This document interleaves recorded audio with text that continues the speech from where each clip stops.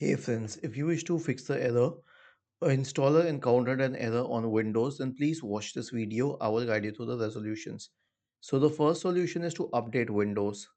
Right click on the start button and select settings from the menu. Go to the Windows Update tab.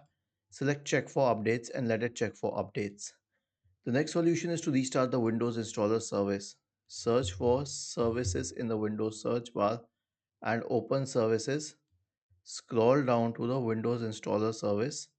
Right click on it and then select start. Next solution is to run the Windows Update Troubleshooter. Right click on the start button and select settings from the menu.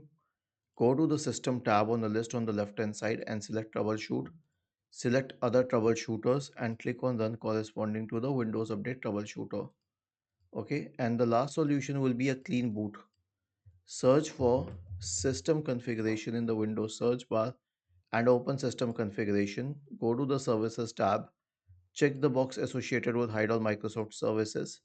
If any of the service is checked, click on disable all, apply, OK, and then restart your computer.